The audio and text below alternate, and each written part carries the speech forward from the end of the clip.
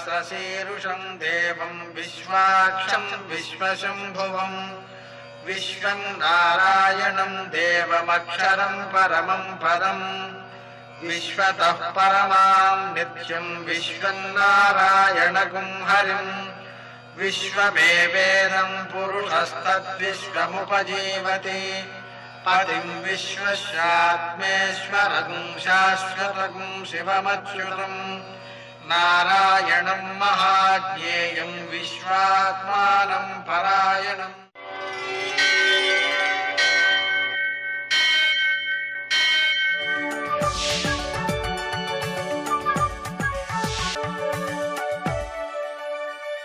सूर्यशौर्यमथेन्दुरिन्द्रपदवी सन्मङ्गलं मङ्गलम् आपदामपहर्तारं दातारं सर्वसम्पदां लोकाभिरामं श्रीरामं मोक्षदं तं नमाम्यहम्। నేటి కాలమాన విశేషాలు. స్వస్తి శ్రీ చాంద్రమాన మన్మథనామ సంవత్సరం దక్షిణాయనం వర్ష ఋతువు శ్రావణ మాసం శుక్లపక్షం బుధవారం. సూర్యోదయం 6:03 సూర్యాస్తమయం 6:36. తిథి పంచమి పూర్తిగా ఉంది. నక్షత్రం హస్త మధ్యాహ్నం 1:20 వరకు. వర్జం రాత్రి 10:20 నుంచి 12:08 వరకు. దుర్ముహూర్తం ఉదయం 11:54 నుంచి 12:45 వరకు. అమృతకాలం ఉదయం 6:32 నుంచి 8:21 వరకు.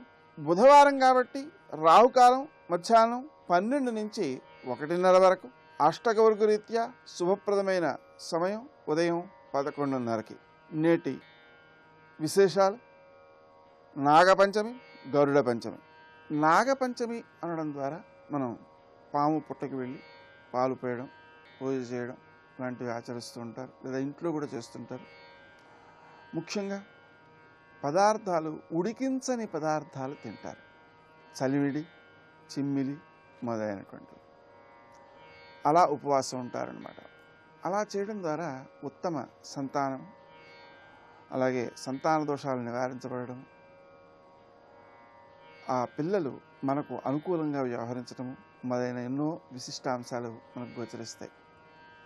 ఈ విషయాన్ని మనం జాగ్రత్తగా ఆలోచన చేసినట్లయితే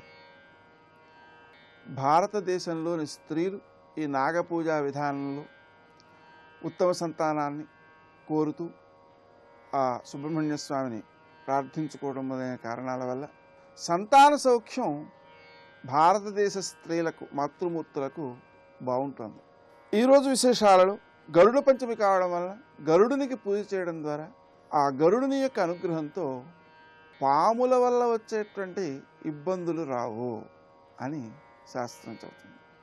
గరుడుని యొక్క అనుగ్రహంతో. గరుడుని మనం వేదస్వరూపంగా భావిస్తూ ఉంటాం కాబట్టి జ్ఞాన వృద్ధిని కూడా చెప్పుకోవచ్చు, విషదోష నివారణలు కూడా చెప్పుకోవచ్చు. అలాగే శ్రావణ మాసం కాబట్టి ఇది లక్ష్మీప్రదమైనటువంటి మాసంగా లక్ష్మీదేవిని ఆహ్వానించడం జరుగుతుంటుంది. నేటి ఆణిముత్యాలు.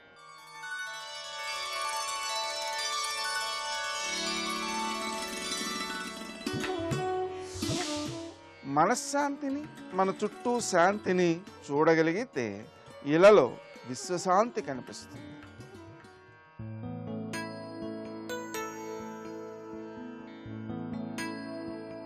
జీవితాన్ని సంపూర్ణంగా అనుభవించగలిగితే కర్మావశేషాలని పూర్తిగా అనుభవించినట్లే.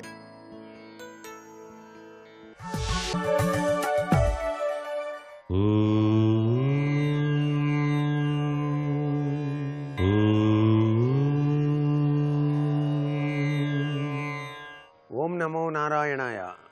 ఓం నమః శివాయ. శ్రీమాత్రే నమః.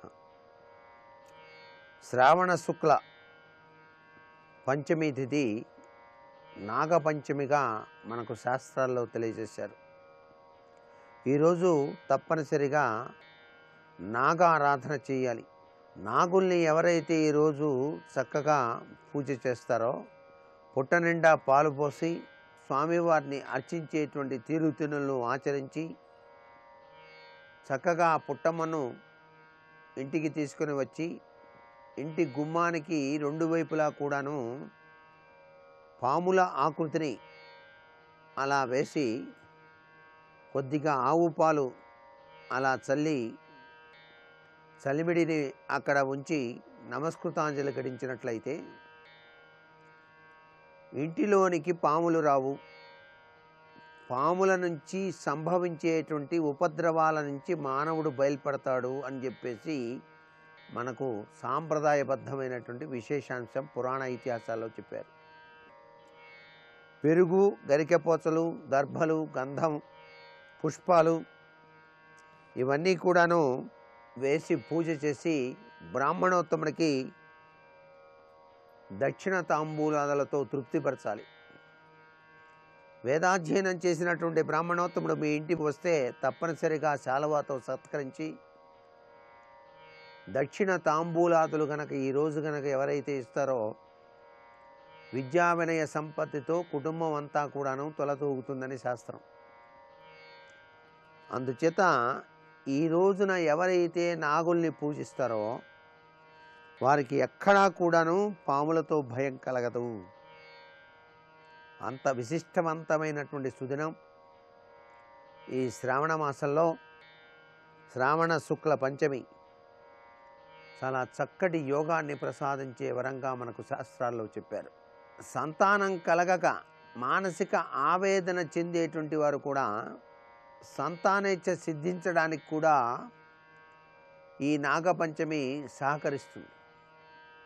నాగుల్ని గనక ఆరాధన చేస్తే కాలసర్పదోష ప్రభావం తొలగిపోయి జన్మజన్మాంతరాల కాలసర్పదోషాలన్నీ పడాపంచలైపోయి సంతానేచ్ఛ సిద్ధించడానికి సుబ్రహ్మణ్యేశ్వర స్వామి తన దివ్య అనుగ్రహాన్ని ప్రసాదిస్తాడని.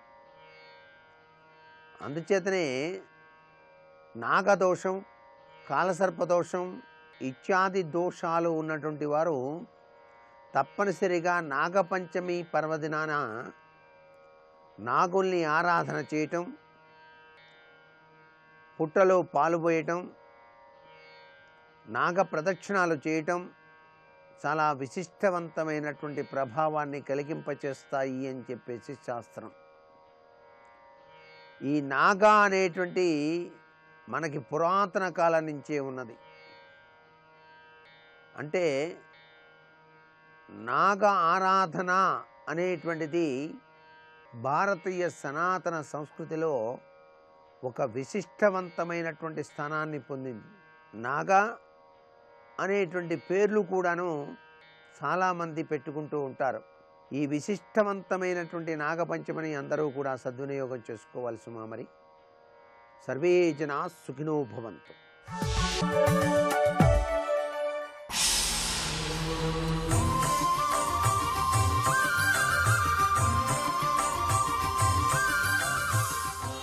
శతక సాహితీ సరస్వతికి నమస్కారం. ప్రత్యణువందున భగవంతుడుండిన దేవళంబులకేల పోవవలయు సంకల్పమున కార్యజాతంబు సమకూర్చు భగవంతుడవతరింపంగనేల ఆతడే కష్టంబులనుభవించుచునుండ ప్రజ బాధలెట్లు బాపంగజాలు ఆలు బిడ్డలతోడ హాయిగా సంసారమందున్నవాడెట్టు అవని బ్రోచు అనుచు ప్రశ్నించు వారలకర్ధమగునే తావకాతీత బ్రహ్మతత్వంబు దేవా వినుత ధర్మవేష ప్రసన్న వెంకటేశ అపలాయగుంటపురీ విహారి శౌరి. ఓ ప్రసన్న వెంకటేశ్వర స్వామి, ఈ ప్రపంచంలో మానవులు అనేక విధాలుగా నీ గురించి మాట్లాడుకుంటూ ఉంటారయ్యా. ప్రత్యణువందున భగవంతుడుండిన దేవళంబులకేల పోవవలయు.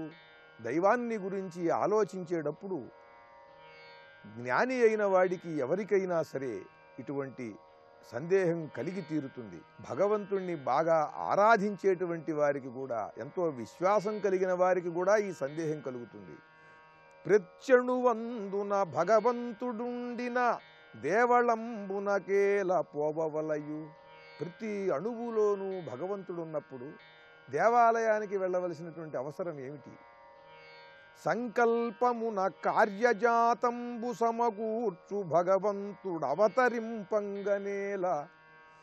తన సంకల్ప మాత్రంతోనే ఈ సకల జగత్తులను కూడా సృష్టించాడు, వీటిని రక్షిస్తున్నాడు, వీటిని తనలో లీనం చేసుకుంటాడు.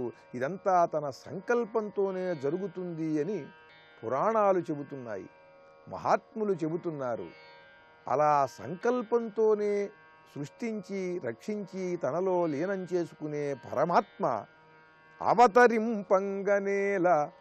ఎవడన్నా ఒక దుర్మార్గుడు లోకాన్ని పీడిస్తుంటే వాణ్ణి తగిన విధంగా మళ్ళీ సంహరించటానికి, లోకంలో ధర్మాన్ని శాంతిని స్థాపించటానికి ఒక అవతారంగా దిగి రావాల్సిన పనే ఉంది.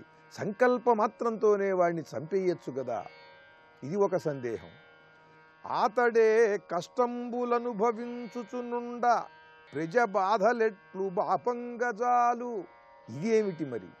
తానే కష్టాలు పడుతూ మనకు కనిపిస్తున్నాడే కొన్ని అవతారాల్లో. అటువంటి వాడి మనల్ని ఎలా రక్షిస్తాడు? ఆలు బిడ్డలతోడ హాయిగా సంసారమందున్నవాడెట్టు లవని బ్రోచు. భార్యలతో సంతానంతో హాయిగా చిరునవ్వులు చిందిస్తూ ఉన్నాడు కొన్ని అవతారాలలో. అటువంటి వాడు, తాను హాయిగా ఆనందంగా ఉన్నటువంటి వాడు ఆ సంతోషాన్ని సుఖాన్ని వదిలేసి ఈ కష్టాలలో ఉన్నటువంటి ఈ ప్రజలందరినీ ఎలా వచ్చి ఉద్ధరిస్తాడు? అనుచు ప్రశ్నించు వారలకు అర్థమగునే తావకాతీత బ్రహ్మతత్వంబుదేవా. నీ యొక్క బ్రహ్మతత్వం, నీ యొక్క ప్రేమతత్వం వీళ్ళందరికీ అర్థమవుతుందా స్వామి? నీ కరుణాతత్వం అని ప్రశ్నిస్తూ రామాది అవతారములు, శ్రీరాముడు వచ్చి అవతరించింది దుష్ట శిక్షణ కోసం తప్ప తనను అందరూ ఆరాధించమని కాదు. తనను చూచి తనలోని గుణములు ఎవరికైనా నచ్చితే ఆ విధంగా ఉండవచ్చు అని తెలియజేయటానికే తప్పితే ఆయన ఆరాధించమని ఎక్కడా చెప్పలేదు తనను. ఆయన గుణగణములను చూచి మనం ఆరాధించాం అంతే తప్ప ఎవరైనా అడిగినా మనల్ని ఇన్ని బాధలు పడిన మీ దేవుడు మిమ్మల్ని ఎక్కడ రక్షిస్తాడు అని ఎవరన్నా అడిగితే ఆయన అవతరించింది మనకు జీవన విధానాన్ని తెలియజేయటానికి మాత్రమే. అది చూచి మనం ఆయన్ను ఆరాధిస్తున్నాం తప్పితే అందుకోసం ఆయన అలా అవతరించలేదు. ఈ విషయాలన్నీ పరమ సూక్ష్మమైనవి. వీటిని తెలియజేయటానికే సద్గురువులు, పౌరాణికులు, పండితులు కావాలి. ఈ విషయాలను చక్కగా తెలియజేస్తూ జనసామాన్యంలో ఉండే సందేహాలను తన పద్యాలలో పొందుపరిచి ఆ భగవంతుని యొక్క ప్రేమతత్వం మనకు అర్థం కాదు, ఆ ప్రేమతోనే ఆయన ఇన్ని రూపాలుగా దిగి మనకు చేరువై మనల్ని రక్షిస్తున్నాడు అని తెలియజేస్తూ అద్భుతమైన పద్యరచనతో గొప్ప శతకాన్ని మనకు అందించిన విద్వత్కవులు శ్రీ మొవ్వ వృషాద్రిపతి గారు రచించిన అప్పలాయగుంట ప్రసన్న వెంకటేశ శతకంలోని మరికొన్ని పద్యాలను గురించి రేపు ఉదయం తెలుసుకుందాం. ఓం నమో వెంకటేశాయ. పంచముఖ ఆంజనేయ ప్రణామమయ్యా, దశభుజారుద్ర తేజ దండములయ్యా, దశభుజారుద్ర తేజ దండములయ్యా, పంచముఖ ఆంజనేయ ప్రణామమయ్యా. అగ్రత పృష్ఠతశ్చైవ పార్శ్వతశ్చ మహాబలౌ ఆకర్ణపూర్ణధన్వానౌ రక్షేతాం రామలక్ష్మణౌ. అతులిత బలధామం స్వర్ణశైలాభదేహం ధనుజవన కృశానం జ్ఞానినామగ్రగణ్యం సకలగుణనిధానం వానరాణామధీశం రఘుపతి ప్రియభక్తం వాతజాతం నమామి, వాతజాతం నమామి. శివాయ గురవే నమః. శ్రీమాత్రే నమః. శ్రీ విష్ణురూపాయ నమః శివాయ. శ్రీరామ జయ రామ జయ జయ రామ. ఇంద్రజిత్తు ప్రయోగించినటువంటి బ్రహ్మాస్త్రానికి కట్టుబడినట్లుగా వచ్చినటువంటి ఆంజనేయ స్వామి వారు రావణ్ణి చూసి ఆశ్చర్యపోయి ఇతడు మహాపరాక్రమవంతుడు అని భావించి అయం హ్యుత్సహతే క్రుద్ధః కర్తుమేకార్ణవం జగత్. ఈ రావణాసురుడు గాని విజృంభించాడా, సమస్త జగత్తుని కూడా ముంచివేయగలిగినటువంటి సమర్థుడితడు. అయినప్పటికీ ఇంత ప్రతాపము సులక్షణములు కలిగినప్పటికీ అధర్మం ఇతని పట్ల బలముగా ఉన్నది కదా అని అనుకున్నాడు. ఈ అధర్మమే లేకపోయి ఉంటే కలకాలం ముల్లోకాన్ని చక్కగా ఏలుకునేవాడితడు అని. దీని అర్థం ఏంటి? కలకాలం ఇతడు ఇంకా ఏలుకోలేడు, ఎందువల్ల? అధర్మం వల్ల అనే భావం ఇందులో ఉన్నది.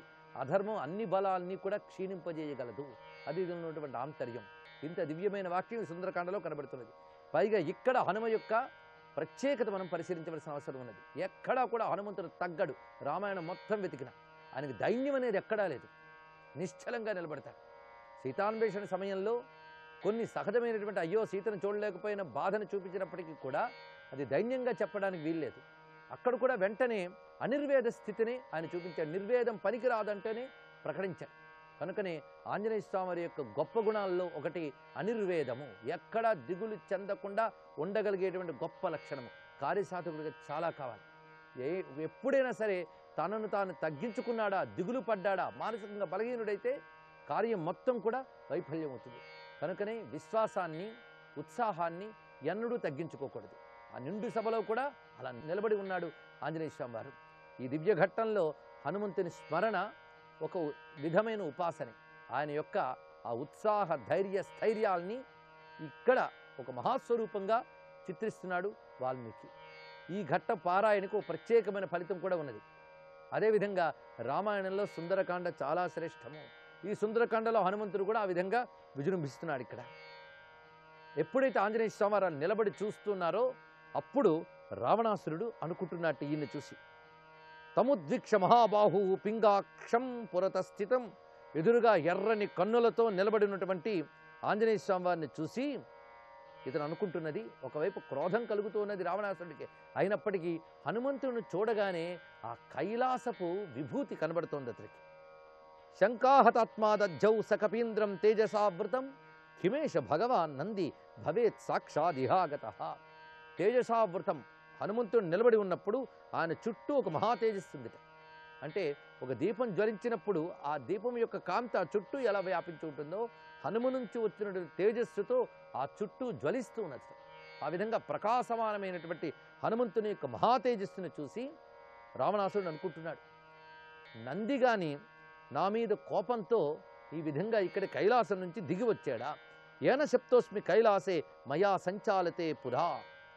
నేను కైలాస పర్వతాన్ని ఎత్తినప్పుడు నేను చేస్తున్నటువంటి దుందుడుకు చర్య కోపగించుకుని నన్ను శపించినటువంటి ఆ నందీశ్వరుడు కానీ ఇలా వచ్చాడా? సోయం వానరమూర్తి స్యాత్ కించిద్వాణోపి వాసుర. లేక మహాశివభక్తుడైన బాణాసురుడు కానీ ఇలా వచ్చాడా? ఇక్కడ ఈ రెండు మాటలు మనం పరిశీలించినట్లయితే కైలాసానికి సంబంధించినటువంటి శివ సంబంధమైన ఒక తేజస్సు రావణాసురుని మనస్సుకు తాకింది. సాక్షాత్ శివుడే అనుకోవడానికి లేదు. ఎందుకంటే ఈయన శివభక్తుడు గనక శివుడు ఈ విధంగా వచ్చాడు అనలేడు. ఎందుకంటే శివుడికి రావణాసురునిపై దయ ఉంటుందనే అనుకుంటూ ఉన్నాడు గనక శివుడు ఇలా వచ్చాడు అనుకోడు. తనపై కోపగించుకున్నటువంటి నందీశ్వరుడు లేదా బాణాసురుడు అని చెప్పడంలో వారు ఉభయులు కూడా మహాశివభక్తులు. అయినప్పటికీ ఈ నందీశ్వరుడు శపించాడు ఒకప్పుడు. ఇలాంటి చోట్లే మనకు కొన్ని సందేహాలు కలుగుతూ ఉంటాయి. ఎందుకు శపించాడన్న విషయం మాత్రం వాల్మీకి రామాయణంలో ఎక్కడా లేదు. మళ్ళీ ఉత్తరకాండలోకి వెళ్తే కానీ రాదు. అందుకే ఉత్తరకాండ అంటే సమాధానకాండ అని మనం ప్రారంభంలో చెప్పుకున్నాం. ఇక్కడ కలిగే సందేహాలకి అక్కడ సమాధానం లభిస్తుంది కనుక అది ఉత్తరకాండ. ఉత్తరకాండలో అగస్త్య మహర్షి రామచంద్రమూర్తికి చెప్తూ దీనికి సంబంధించిన అంశం కూడా చెప్తాడు. రావణుని యొక్క వృత్తాంతం చెప్తూ కైలాస పర్వతాన్ని ఎత్తుదామని ప్రయత్నించేట రావణాసురుడు అహంకారం చేత. ఆ సమయంలో నందీశ్వరుడు శపించాడు. అలా శపించిన నందీశ్వరుడే ఇలా వచ్చాడా అన్నట్లుగా భావన చేశాడు ఒక్కసారి. అనగా రుద్ర సంబంధమైన ఒక స్ఫురణ కలిగినది. ఇతడు నందీశ్వరుడు కాడు, బాణాసురుడు కాదు, సాక్షాత్ రుద్రుడే. ఆ కైలాసపు విభూతిని చూడగానే ఆయన ఈ విధంగా అనుకున్నాడు. ఇక్కడ మనకు ఆనంద రామాయణంలో, హనుమద్ రామాయణంలో ఈ సందర్భంలో కొన్ని ప్రత్యేకమైన విషయాన్ని చూపిస్తున్నారు. హనుమద్ రామాయణమని, హనుమన్ నాటకమని ప్రసిద్ధి చెందిన ఒక సంస్కృత గ్రంథం ఉన్నది. ఇందులో అనేక ఉపాసనపరమైన మంత్రపరమైన విశేషాన్ని తెలియజేశారు. అక్కడైతే రావణాసురుడు ఏమనుకుంటున్నారో చూపిస్తున్నాడు. తుష్ట పినాకీదశభిశిరోభిః తుష్టో న చైకాదశ కోహి రుద్ర అతో హనుమాన్ దహతీతు కోపాత్ పంక్తేహి భేదో నపున శివాయ. ఇది చాలా చక్కటి మాట. పంక్తి భేదము అని లోకంలో ఒక మాట ఉన్నది. పంక్తి భేదం అంటే 10 మంది ఒక వరుసలో ఉన్నప్పుడు 10 మందిని ఒకలా చూడాలి. అందులో ఏ ఒక్కరిని తక్కువ చేసినప్పటికీ కూడా వారికి కోపం వస్తుంది. అందుకు పంక్తి భేదము చూపరాదు అంటారు. 10 మంది ఉన్నప్పుడు 10 మందిని ఒకలా చూడాలి, ఏ ఒక్కరిని తగ్గించకూడదు అని పంక్తి భేదం చూపరాదని మనకి నానుడి. దాన్ని ఇక్కడ చూపిస్తున్నారు. తుష్ట పినాకీ దశభిశిరోభి, నేను గతంలో శివుణ్ణి మెప్పించడం కోసం నా 10 తలలు ఇచ్చాను. దానితో ఆయన సంతోషించిన వరాలు ఇచ్చాడు. కానీ నేను 10 తలలు ఇచ్చాను, కానీ ఆయన రూపాలు 10 కావు, 11. ఆయన ఏకాదశి రుద్రుడు కనుకనే 10 తలలు మాత్రమే ఇచ్చాను. 11వ వాడిని తృప్తిపరచలేదు. అంటే ఏకాదశి రుద్రుల్లో 11వ వాడిని తృప్తిపరచలేదు. అందుకు పంక్తిభేదం చూపించినట్లుగా భావించి ఆ 11వ వాడైన రుద్రుడు తనకు శిరస్సు అర్పించలేదు కదా అనే కోపంతో ఇలా వచ్చాడా అనుకున్నట్ట. ఇది హనుమన్ నాటకంలో గొప్ప భావన చూపించారు. మొత్తానికి ఇక్కడ చెప్పదలుచుకున్నది ఏమిటి? ఇది సాక్షాత్ రుద్రుడు అని. అందుకే ఆనంద రామాయణంలో ఒక మాట ఉన్నది, సాక్షాత్వం భగవాన్ విష్ణు లక్ష్మీస్తు జనకాత్మజ సౌమిత్రి ఫణిరాజోయం రుద్రాశ్చ కపయ స్మృతాహ అని. ఇది ఆనంద రామాయణంలో అంశం. నారాయణుడు స్వయంగా రామచంద్రమూర్తి వచ్చాడు, లక్ష్మీదేవి సీతాదేవిగా వచ్చింది, ఫణిరాజు అయినటువంటి అనంతుడు సంకర్షణుడు ఆదిశేషువు లక్ష్మణస్వామియే వచ్చాడు. రుద్రాశ్చ కపయ అన్నారు. ఇక రుద్రులు కపిరూపం ధరించి వచ్చారన్నారు. ఇది చాలా చిత్రమైన మాట. రుద్రుడు కపిరూపం అంటే హనుమంతుడు అనుకోవచ్చు. రుద్రులు అని బహువచనం వాడారు ఇక్కడ. రుద్రులు అంటే 11 మంది. 11 మంది రుద్రులు కూడా వానరాంశలుగా వచ్చారట. ఇదొక ప్రత్యేకమైన కోణంతో పరిశీలించవలసిన అంశం ఉన్నది. దీని వివరణ మనకు ఆనంద రామాయణంలో కనబడుతున్నది. ఇది కూడా ఆర్షరామాయణంగానే భావించాలి. 11 మంది రుద్రుల అంశాలు వానరుల్లో ఉన్నాయట. అవి ఎవరెవరిలో ఎలా ఉన్నాయో కూడా ఆ గ్రంథం చెప్తున్నది. సుగ్రీవంలో వీరభద్రాంశ ఉన్నది, నలునిలో శంభుని అంశ ఉన్నది. సుగ్రీవుడు సూర్య తేజస్సుతో పుట్టినప్పటికీ అందులో రుద్రతేజం కూడా ఉన్నదనమాట. అలా 11 మంది రుద్రుల తేజములు వానరుల్లో ఎవరెవరిలో ఉన్నదో వివరిస్తూ చూపిస్తున్నారు. అసలు ఏకాదశి రుద్రుల పేర్లు అనేకములుగా చెప్తూ ఉంటాయి శాస్త్రముల్లో. వీరభద్రుడు, శంభుడు, గిరీశుడు, మహాయశుడు, అజైకపాత్, అహిర్బుద్ధ్యుడు, పినాకధారి, అయుతాజి, స్థాణువు, భర్గుడు, భగవాన్ శివుడు, ఇలా మొత్తం 11 రుద్రుల పేర్లు ఉన్నాయి. ఇందులో వీరభద్రాంశ సుగ్రీవునిలో ఉన్నది. అదేవిధంగా నలునియందు శంభుడు అనబడే రుద్రుని యొక్క అంశం ఉన్నది. నీలుడు అనే వానరునియందు గిరీశుడు అనే రుద్రుని యొక్క అంశం ఉన్నది. సుషేణునియందు మహాయశుడు అనబడే రుద్రుని యొక్క అంశం ఉన్నది. జాంబవంతునియందు అజైకపాత్ అనబడే రుద్రుని యొక్క అంశం ఉన్నది. అంగదునియందు అహిర్బుద్ధినుడు అనబడేటువంటి రుద్రుని యొక్క అంశం ఉన్నది. దధిముఖుడు అనే వానరునియందు పినాకధారి అయిన రుద్రుని యొక్క అంశం ఉన్నది. తారుడు అనేటువంటి వానరునియందు అయుతాజి అనేటువంటి రుద్రుని యొక్క అంశం ఉన్నది. తరలుడు అనేటువంటి వానరునియందు స్థాణువు అనబడే రుద్రుని యొక్క అంశం ఉన్నది. మైందునియందు భర్గుడు అనబడేటువంటి రుద్రుని యొక్క అంశం ఉన్నది. మైందుడు కూడా వానరుడు. ఆయన యందు భర్గుడు అనబడే రుద్రుని యొక్క అంశం ఉన్నది. ఇక్కడి వరకు 10 రుద్రులు చెప్పుకున్నాం. ఇక హనుమంతుని యందు భగవానుడైన శివుని స్వరూపమున్నది అన్నారు ఇక్కడ. అంటే ఈ 10 అంశరూపాలు 11వది మూల రూపం, మూల రుద్రుడు. ఆ 11వ వాడైన శివుడే ఈ 10 రూపములతో ఉన్నాడు. అయినప్పుడు పూర్ణమైన రుద్రుడు ఎవరు? భగవానుడైన శివుడు. ఆయన హనుమంతుడు. కనుకనే ఆయన సాక్షాత్ రుద్రుడు. ఈ మాటే మనకి మరొక గ్రంథంలో కిష్కింధాద్రవు రౌద్ర రుద్రావతారం దృష్ట్వా రామో మారుతిం వాచమూచే. కిష్కింధాద్రవు, కిష్కింద పర్వతంపై రుద్రావతారం, అది రుద్రావతారం, సంపూర్ణ రుద్రావతారమైనటువంటి హనుమంతుని ఉద్దేశించి రాముడు ఇలా మాట్లాడాడు అనే మాటని ఆనంద రామాయణంలోనూ వివరించారు. అలాగే హనుమద్ రామాయణంలో కూడా ఈ ప్రస్తావన ఉన్నది. ఈ విధంగా రుద్రస్వరూపం ఏ విధంగా వచ్చాయి అనేది ఇతర శాస్త్రముల సహాయంతో తీసుకున్నాం. అదేవిధంగా రావణాసురుడు ఇతను రుద్రస్వరూపుడనే భావాన్ని గ్రహించాడు. ఎందుకంటే నందీశ్వరుడు కూడా రుద్రతేజంతో ఉన్నటువంటి వాడే. శివతేజం లేనిది కైలాసంలో ఉండదు. ఆ మొత్తం అక్కడ ఉన్నవన్నీ శివమయములే. అందుకే ఆ శివ అనుభూతి కలిగింది రావణాసురుడికి. ఇది తెలుసుకోవాల్సింది. తనకు కలిగిన అనుభవం ఏది? కైలాసంలో ఉన్న శివానుభవం. అందుకే ఈయన కానీ నందీశ్వరుడు ఇలా వచ్చాడా అనుకున్నాడు. సరాజా రోషతాం రాక్ష. అయితే ఆశ్చర్యం కలిగినప్పటికీ కొంతసేపటి కర్తవ్యాన్ని తెలుసుకుని కోపంతో ఆ ప్రక్కన ఉన్నటువంటి మంత్రితో అంటున్నట్ట. ఆ మంత్రి ప్రహస్తుడు. ప్రహస్తం మంత్రి సత్తమం కాలయుక్తమువాచేదం వచో విపులమర్థవత్. ఆ సమయంలో ఏం మాట్లాడాలో అది మాట్లాడేట రావణాసురుడు ప్రహస్తునితో. ఈ దుర్మార్గుడెవడో కనుక్కో, ఎందుకు ఇక్కడికి వచ్చాడో కనుక్కో, అనవసరంగా నా యొక్క అశోకవనాన్ని ఎందుకు భంగం చేశాడో కనుక్కో, అక్కడ ఉన్నటువంటి రాక్షస స్త్రీల్ని ఎందుకు భయపెట్టాడు, ఎందుకు ఏ కారణం చేత ఎవరూ ప్రవేశించలేని నా నగరంలోకి ప్రవేశించాడు. ఇక్కడ నిష్కారణంగా అనేక మంది అసురుల్ని ఎందుకు సంహరించాడు, ఇవన్నీ కనుక్కొని చెప్పు అన్నట్ట. ఎదురుగా ఉన్నాడుగా, ఈయన మాట్లాడచ్చుగా, మరి ఇతన్ని ఎందుకు మాట్లాడమనడం, ఇది జాగ్రత్తగా తెలుసుకోవాలి. రామచంద్రమూర్తి కూడా హనుమంతునితో ముందు ఎదురుగా మాట్లాడలేదు, ఇక్కడ రావణాసురుడు కూడా మాట్లాడలేదు. ఇది ఒక రాజనీతిలో లాంఛనం. ఇది ఎప్పుడైనా సరే దూతతో ప్రభువు నేరుగా మాట్లాడరాదు, ఇది రాజనీతిలో ఉన్నటువంటి సూత్రం. అందుకే రావణాసురుడు నేరుగా మాట్లాడకుండా తానక్కడ రాజుని ప్రకటించడం కోసమై ఆ ప్రక్కన ఉన్నటువంటి ప్రహస్తునితో చెప్పాడు, ఇవి కనుక్కొని చెప్పు అని. అప్పుడు ప్రహస్తుడు హనుమంతునితో ప్రశ్నిస్తూ ఉన్నాడు. ఆ ప్రశ్న ఏమిటి, హనుమంతుని సమాధానం ఏమిటి, రేపటి రోజున తెలుసుకుందాం. సర్వం శ్రీ సీతారామచంద్ర చరణారవిందార్పణమస్తు. జై వీర హనుమాన్.